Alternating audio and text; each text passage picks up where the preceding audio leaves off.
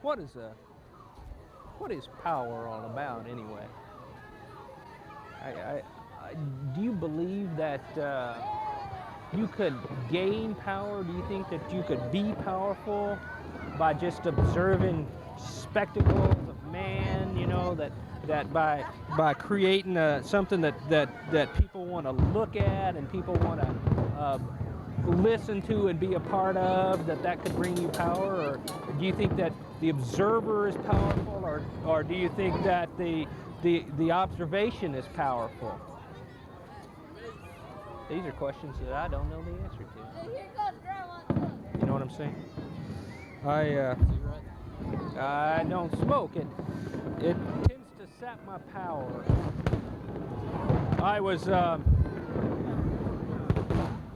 thinking the other day, who's the most powerful man in history? Who do you think personified power? You know, there was that Hannibal rode those big old elephants over the mountains. I don't know. Does that make him powerful? I don't know what powerful is. I remember back when I was a kid, my daddy, he's a powerful man.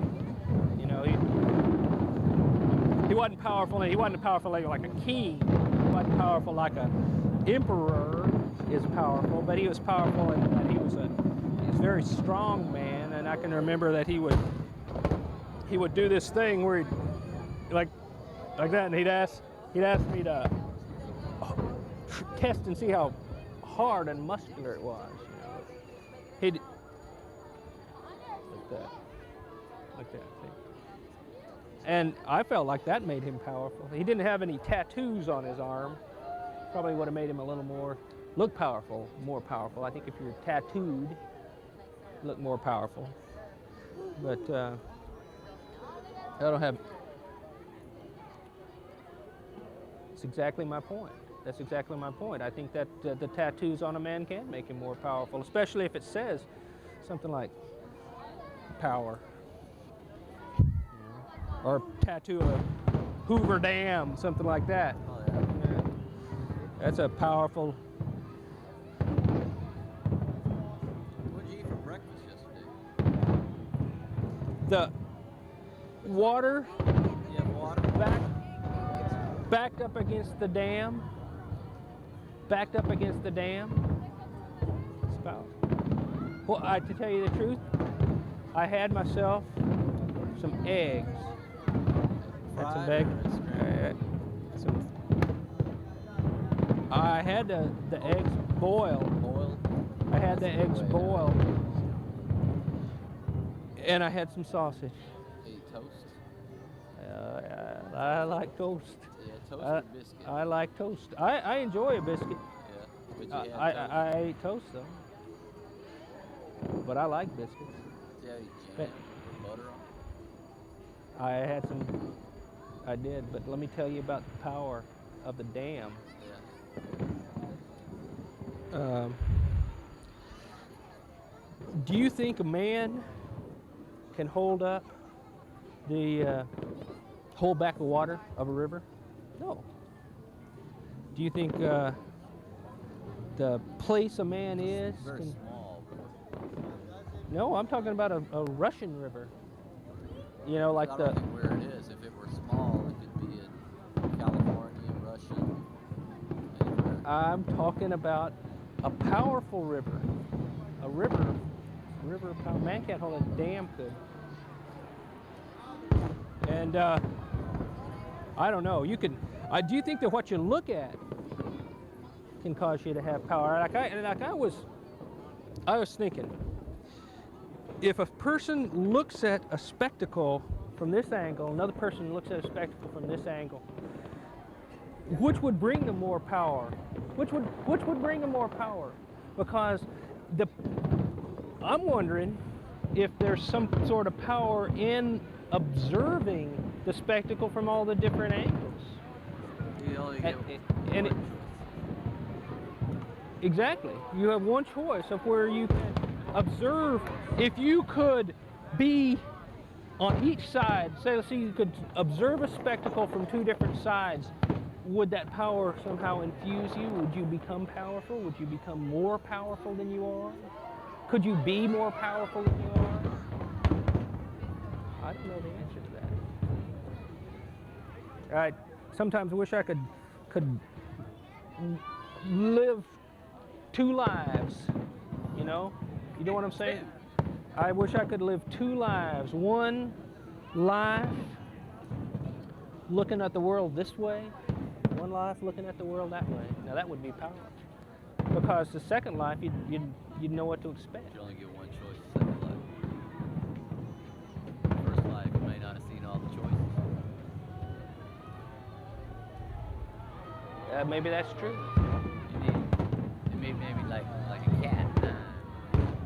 If you had 9 lives, you'd be a powerful man. That's right. You know.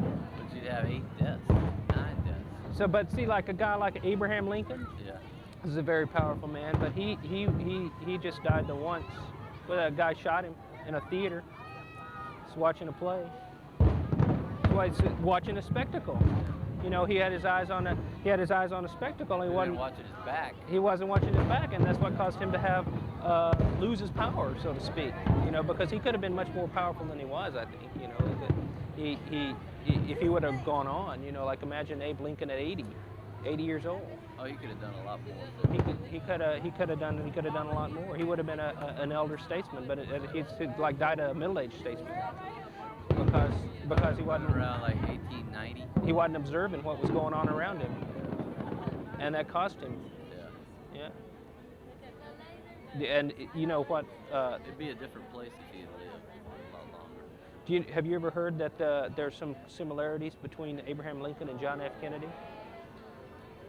Like what? They both got shot and they were presidents, and they both weren't really watching what was going on around them. You know, both wrapped up in spectacles at the time, either theater or parade. You know, one thing or another, instead of paying attention to what really matters and what I think that if you go back in history, you find that powerful men often were overcome with spectacle. And that's like how did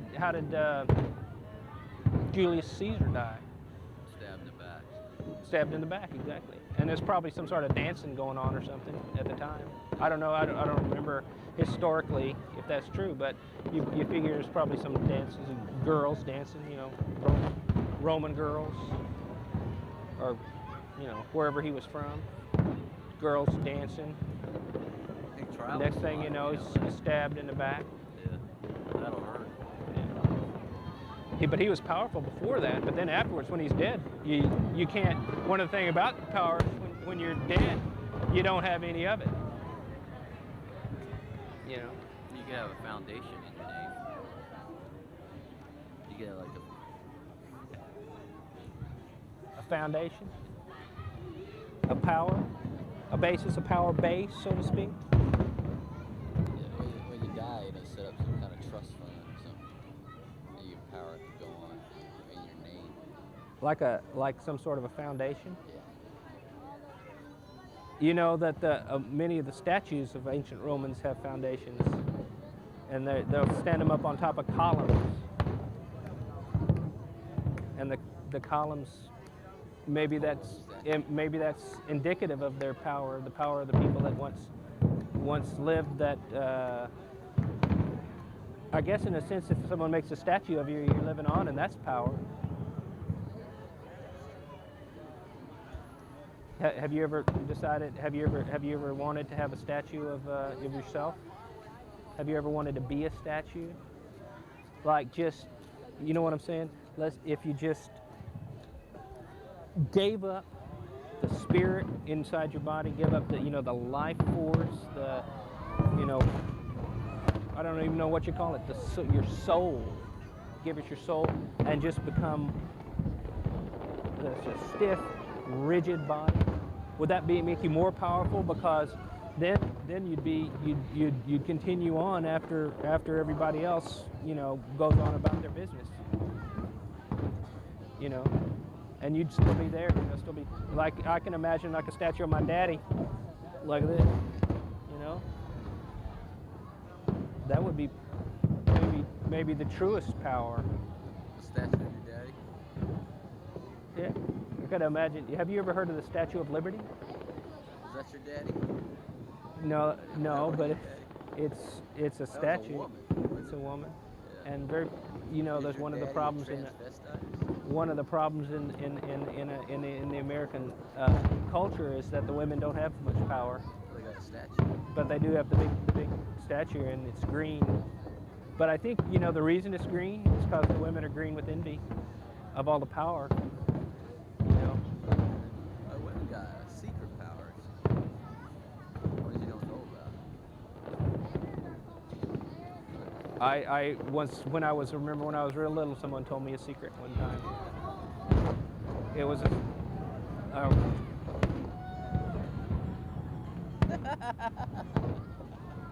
but I would never tell anybody. I would appreciate it. The restraint is a power. Restraint is difficult. But it's power. There's temptations all around you. I know, and I think you might be considered to be a powerful man if you're able to restrain yourself. This cigarette. I'm not very powerful if I can't say no. If I can't just break it. That's power there. No, because you could smoke that anyway. You could smoke that anyway, so I'm not sure that shows that you're a powerful man. But I think restraint is power. Like if someone got like a restraining order against you, I've had lots of people get restraining orders against me, and that was I think a powerful act on their part. The courts. I'd say maybe the first real power was the courts. When do you think they started? Courts? Do you think cavemen had courts? You know what I'm saying? Do you think cavemen had courts? Like if did they have laws? Did they have or did they have just mores? You know what I'm saying? Mores. Not the eel, but did they have like? Did they have a sense of? Did they have a penal code? I guess is my question. And I'm that's that. When did that start? Who was the first judge? I guess some people Solomon say was a judge. Judges in the Bible. that Solomon. Or Joshua. Yeah, that Solomon. Now people go on about him being a wise man, but my question is, how sure was he that one of those women was going to speak up? Because I'm wondering if Solomon had the wherewithal to, if they both just said, "I'll take half that baby," that he would have gone on and severed it, and just bisected the child and given him each, I don't think he was. I think that was a calculated risk that he took, but I think that it would have had dire consequences if he would have been misjudged the situation. If they both wanted, he might have said that neither was the mother. Well, then who would have got the baby? See, it was an exercise. What he was doing was he was trying to exercise power because he was a king, and his name was Solomon, and he's supposed to be wise, but it was unwise use of power. And I don't believe that he was the first judge. Anyway, you know what? Like when did people start shaving? When did that come up? Was that before or after there was a judge? Do you think which came first? Judges or shaving? I don't know the answer to that question. But they both involve, but they're both an exercise in power, because when you make judgments upon another person, that's exercise in power against it. But also to scrape away the hair from your face, that's a very powerful act too, because it's tampering with nature. It's changing, it's changing the way, it's changing that. I mean, that's it. When I shave, and I use a powerful tool to shave. But when I shave, that's tampering with the way that I was created. That's tampering with my genes. It's tampering with the natural processes of the body to change your body, to alter your biological makeup. That's a powerful, powerful thing. Like, would you use? I mean, would you like cut off your leg? Would you just to make yourself look better for to go to the office or something like that? Shave my leg if it was to swim. No, I mean, would you cut off your leg? Would you cut off your arm? Would you cut off some of your feet? We do this. We shave. We feel things shaving our faces. Would you just take a cleaver and chop your fingers off just so it looks cleaner? Looks cleaner. I don't think you would. I think that's a pretty. It's a bold act. Do you shave your eyebrows? Do you ever shave your eyebrows? I don't know. I've seen a lot of women with the eyebrows that they look like they plucked the middle out of that. I hadn't noticed that on the Statue of Liberty. I'm gonna have to look for that. I'm gonna have to try to have a peek at that. But I don't know. Maybe we should just consider the implications of our actions before we do it. What if there was a once-in-a-lifetime chance to do something? Would you do it? If there was a once-in-a-lifetime chance? You get one chance. If you get one chance to do something, would you do it? Well, you could shave every day. Do you use do you use like a double-edged razor? Yeah. You could do that once. You could do that once in a lifetime, I guess. I would do that once in a lifetime. Yeah. I would do that once in a lifetime. So you didn't ever shave with a double razor, but you think you'd miss something? I don't know. That's a good question. Do you think there's that crater out in the desert out in the Arizona. Southwest? Yeah. There was a huge rock or something that caused that. Something that just came hurtling out of space at the speed of Sound at least. at the speed of sound. It came whistling out at the speed of sound. Probably just had one of those sonic booms when it was coming down, smack into the desert. Now, there were some people who got to observe that, and some could say the people who saw it got to see a once-in-a-lifetime opportunity. That's right. But then there's other things that, like, let's say somebody chopping down a tree. You could see the tree fall, but if you missed it, it would chop down. If a tree was chopped down in the forest and no one were there to see it fall, or then they didn't come along later and see it fall. I think one of the problems with the theory that you're the actual chopper, I think, would see it in that particular case. All right, let's say it's a blind chopper. If a blind man chopped down a tree in a forest, if a blind man chopped down a tree in a forest, I would say that he would be a powerful man. Yeah. Because a tree, this comes back to that same issue on altering life. Because a tree is alive. They don't talk like us. They don't move like us. They grow, they reproduce. Well, they're not in the same way, but yeah, but they do. They're alive, or so I've heard. And so I think if a blind man sneaks in there and to the forest and chops one down, then I think that he's just exercising a little bit more gumption than really he probably ought to be, But I guess that would make him a powerful man. But what if no one saw it? Yeah, that's the question. Would it have happened, I don't know.